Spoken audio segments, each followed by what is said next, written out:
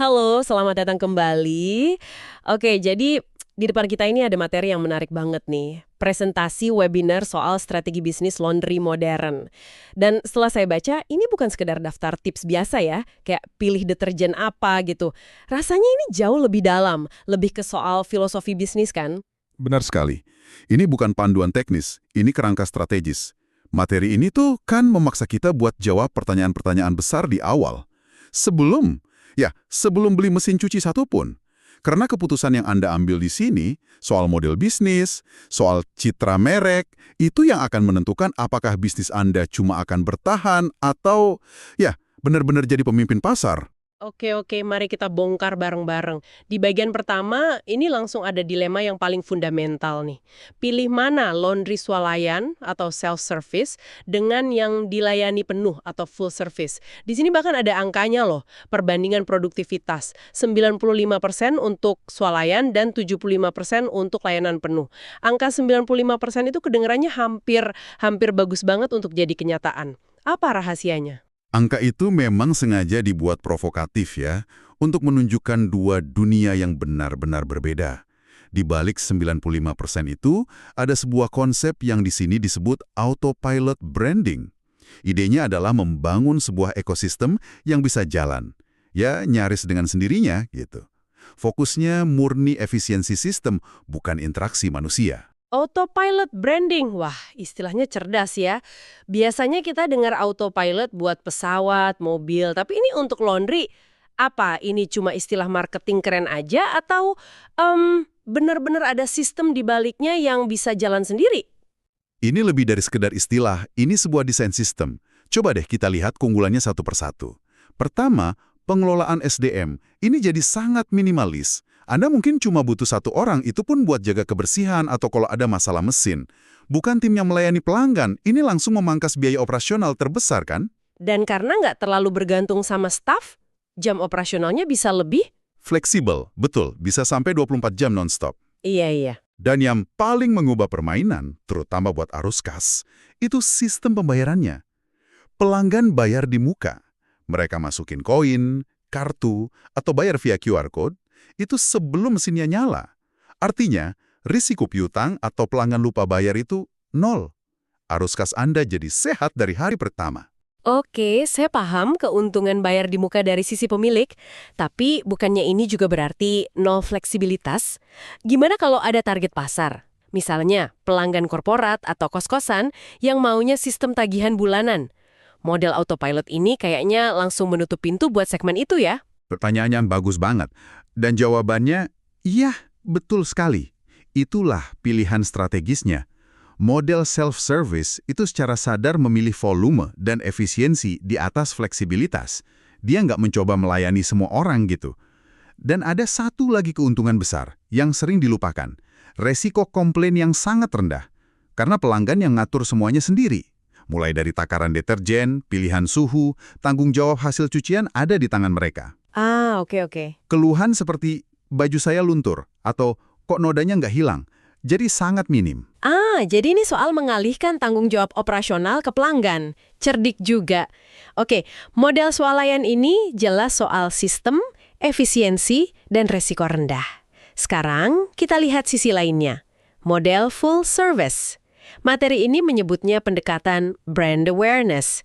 Wah, ini pasti kebalikannya 180 derajat ya. Tepat sekali. Kalau self-service itu bisnis system, full service ini bisnis kepercayaan. Tujuannya bukan efisiensi autopilot, tapi membangun reputasi lewat keahlian dan kualitas layanan. Di sini, Anda nggak menjual akses ke mesin cuci, Anda menjual hasil akhir. Pakaian yang bersih sempurna, wangi, rapi. Konsekuensinya ya semua yang nggak ada di model swalayan. Anda butuh SDM yang ahli, yang tahu bedanya katun dan sutra, yang bisa nangani noda kopi. Dan saya bisa bayangin di sini risiko komplainnya justru meroket. Satu kesalahan cuci aja bisa berarti Anda ngerusak kemeja mahal atau gaun kesayangan orang kan? Taruhannya jauh lebih tinggi. Tepat. Ekspektasi pelanggan setinggi langit. Pembayaran pun biasanya di belakang. Artinya, Anda harus siap ngelola piutang. Anda juga butuh inventaris bahan baku yang jauh lebih kompleks. Macam-macam deterjen, pelembut, penghilang noda spesifik. Ini bisnis yang padat karya dan Ya, padat modal di operasionalnya. Tapi tujuannya, seperti yang disebut di materi, adalah menjaga kualitas, supaya bisa jadi landasan untuk menawarkan layanan premium lain di masa depan. Mungkin dry cleaning, jasa antar jemput, atau layanan khusus gorden dan karpet. Ah, oke. Sekarang saya mulai lihat gambaran besarnya. Jadi ini tuh kayak milih antara mendirikan jaringan mesin penjual otomatis yang canggih di banyak lokasi atau membuka satu kafe butik yang baristanya juara. Yang satu fokusnya volume, kemudahan, efisiensi. Satunya lagi fokus di kualitas, pengalaman personal, dan keahlian. Keduanya bisa untung banget, tapi butuh mentalitas dan strategi yang beda sama sekali. Analogi yang sempurna. Dan materi ini nggak bilang salah satu lebih baik dari yang lain loh. Poinnya adalah, Anda harus pilih jalur Anda dari awal dan konsisten. Mencoba jadi keduanya seringkali malah nggak jadi apa-apa. Analogi kafe butik itu menarik. Berarti di model layanan penuh, yang dijual bukan cuma cucian bersih, tapi kepercayaan. Nah, saya lihat di materi ini ada ide yang membawa konsep kepercayaan itu ke level selanjutnya. Sebuah ide yang kedengarannya lebih kayak filosofi daripada bisnis. Jadikan bisnis laundry sebagai mercusuar. Apa maksudnya ini? Ini bagian favorit saya, jujur, karena ini ngajak kita mikir lebih besar. Jadi, mercusuar itu artinya Anda berhenti melihat bisnis Anda sebagai satu lagi laundry di tikungan jalan. Anda punya tujuan untuk jadi standar emas, tolok ukur atau benchmark di industri laundry kota Anda. Mercusuar itu kan pemandu ya, rujukan yang dilihat semua orang. Jadi kalau orang lain mau buka laundry, mereka lihat outlet Anda sebagai contoh. Kalau pelanggan cari kualitas terbaik, nama Anda lah yang muncul pertama. Wah, itu target yang ambisius banget. Gimana caranya sebuah laundry bisa jadi mercusuar? Materi ini menjabarkan 4 pilar utama. Pertama, standar kebersihan operasional. Ini kayaknya jelas tapi mungkin sering diabaikan ya. Sering sekali. Ini bukan cuma soal hasil cucian yang bersih, tapi tempat usahanya juga harus kinclong. Lantai bersih, mesin terawat, bahkan toiletnya wangi. Ini sinyal pertama yang diterima pelanggan bahwa Anda serius soal kebersihan. Pilar kedua, kualitas hasil cucian yang konsisten. Bukan kadang bagus, kadang biasa aja. Harus selalu sempurna. Ketiga, proses kerja yang profesional. Mulai dari cara staf menyapa, sistem antrian yang jelas, sampai ya kemasan pakaiannya yang premium. Oke, 3 pilar itu masuk akal. Banget. Tapi pilar keempat ini yang bikin saya berhenti sejenak. Penggunaan teknologi modern. Spesifiknya disebut IoT atau Internet of Things. Jujur, pas saya baca ini, saya mikir, apa ini nggak berlebihan? Maksud saya, ini kan bisnis cuci baju, bukan perusahaan startup teknologi. Seberapa nyata sih peran IoT di sini? Atau ini cuma buat gaya-gayaan biar kelihatan modern? Pertanyaan yang wajar. Tentu kita nggak ngomongin soal robot yang melipat baju ya. Implementasi IoT di sini sangat praktis kok. Bayangin, sebagai pemilik, Anda bisa monitor semua mesin dari ponsel. Anda tahu mesin mana yang lagi kerja, mana yang butuh perawatan, bahkan konsumsi air dan listriknya secara real-time. Buat pelanggan, ini bisa berarti aplikasi untuk pesan layanan, bayar digital, dan dapat notifikasi pas cuciannya selesai. Jadi ini bukan gimmick. Ini efisiensi operasional dan peningkatan pengalaman pelanggan yang nyata. Sekaligus jadi sinyal kuat kalau Anda pemain yang modern dan serius. Oke, jadi IoT di sini lebih berfungsi sebagai sistem saraf pusat bisnisnya ya, bukan pajangan. Konsep mercusuar ini lalu dihubungkan sama ide percontohan laundry modern sebagai proof of concept, bukti konsep. Maksudnya apa? Proof of concept ini langkah paling konkret untuk mewujudkan visi mercusuar Anda. Idenya sederhana, jangan buru-buru buka 10 cabang, fokuskan seluruh energi, modal, dan ide terbaik Anda untuk membangun satu outlet percontohan yang sempurna. Outlet ini jadi laboratorium, ruang pamer, sekaligus bukti nyata bahwa konsep Anda memang unggul. Tujuannya jadi pionir, bukan sekedar ikut-ikutan tren atau FOMO, fear of missing out. FOMO ini kayaknya masalah besar di banyak industri ya. Lihat tetangga rame langsung pengen buka bisnis yang sama persis di sebelahnya. Outlet percontohan ini adalah anti-FOMO. Ini deklarasi Anda ke pasar. Materi ini bahkan menyarankan untuk memajang mesin-mesin modern Anda, menjadikannya pusat perhatian. Gunakan outlet itu untuk mengedukasi calon mitra atau investor. Biarkan mereka lihat, sentuh, dan rasakan standar kualitas Anda secara langsung. Definisi yang diberikan di sini kuat banget.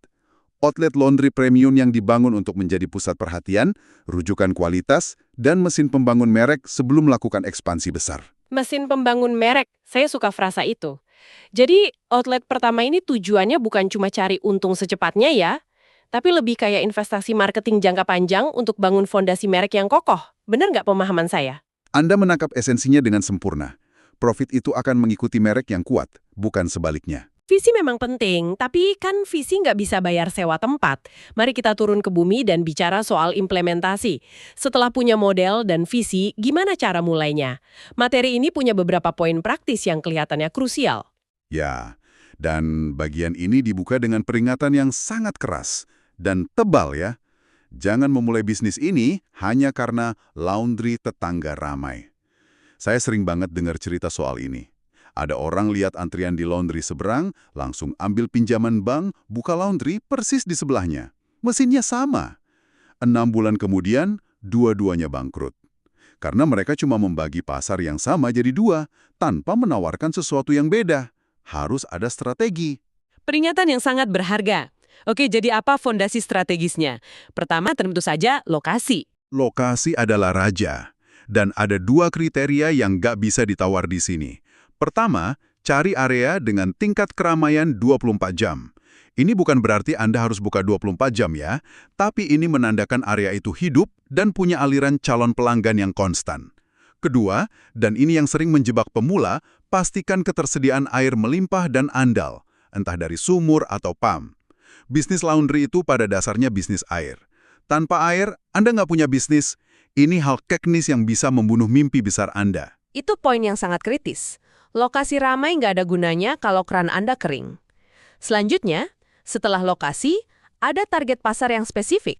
Betul, Anda nggak bisa melayani semua orang. Lokasi Anda harus dekat dengan kantong target pasar Anda. Apa itu? Perumahan keluarga, area kos-kosan mahasiswa, apartemen para profesional muda, atau kawasan penginapan dan hotel. Setiap segmen punya kebutuhan beda kan? Laundry dekat kampus mungkin lebih laku dengan model swalayan yang cepat dan terjangkau. Sementara laundry di kompleks apartemen mewah lebih cocok dengan model layanan penuh yang premium yang menawarkan jasa antar jemput.